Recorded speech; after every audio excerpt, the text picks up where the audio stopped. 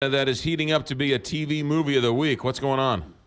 Well, you've got a billionaire couple, Barry and Honey Sherman, own a pharmaceutical company, thousands of employees, hundreds of generic drugs they produce, delivers drugs or distributes drugs worldwide. Found in their $6 million house. The police are saying neck compression, some information, according to the media in Toronto, that they were actually in a hanging position near their swimming pool. So it's kind of one of those things the police originally, McGraw said if it's a murder-suicide, they've sort of backed off from that. I will tell you that sort of separating suicide from homicide that involves hanging can be complicated and sometimes not diagnosed correctly. So you're saying something could be diagnosed as a suicide, but it turns out to be a homicide, and or vice versa? Correct. Right, and I will tell you, I've been doing this a long time. I'm not sure I've ever heard of a double suicide by hanging.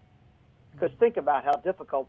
I mean, I guess you'd have to stand next to each other, and this would have to occur. But the point being, it's such a bizarre way, and friends and family are saying that they absolutely didn't commit suicide. He was a workaholic at 75, still going strong. They were building a new house. They just had a new grandchild.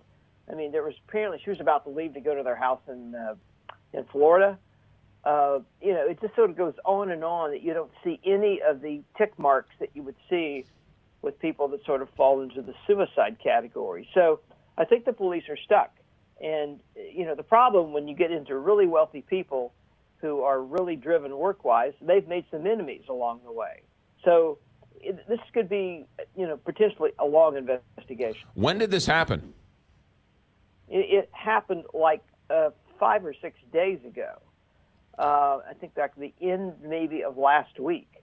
And go ahead. No, well, and then in terms of, is there any other evidence besides just the two hanging suspects or the two hanging victims? Well, not that the police are talking about. I will tell you that, McGraw, that the things that you've got to look for. I mean, even the ligature marks will tell you something about how they died. I mean, could they have died through, let's say, strangulation, and then somebody placed them in that position? Staging, that's a possibility, I suppose, too.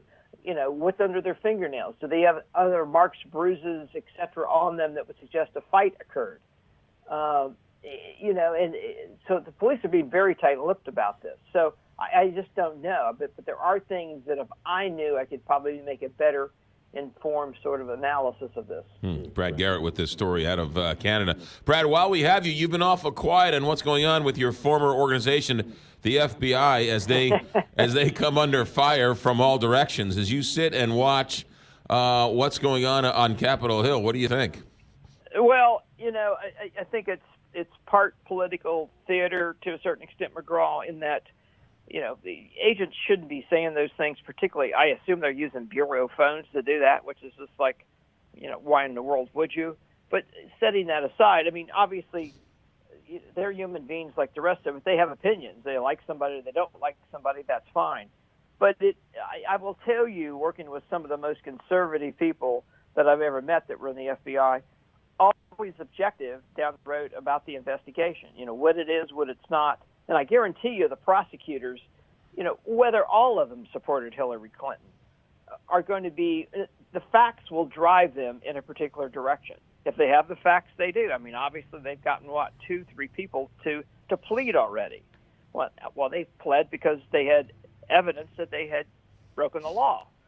So, that's where this is going to go. So the idea that you're going to sort of go after the FBI because it's biased, I mean, obviously if you're a politician, you can do that. However, I don't think there's any merit to it whatsoever about how it drives an investigation, because you got too many hands in this, McGraw. You have prosecutors, you have bureau management, you have a lot of people that to say something's biased is going to get twisted, you'd have to twist a lot of people. None of that works for me. There you go. Brad Garrett, have a good day. Thanks for checking in.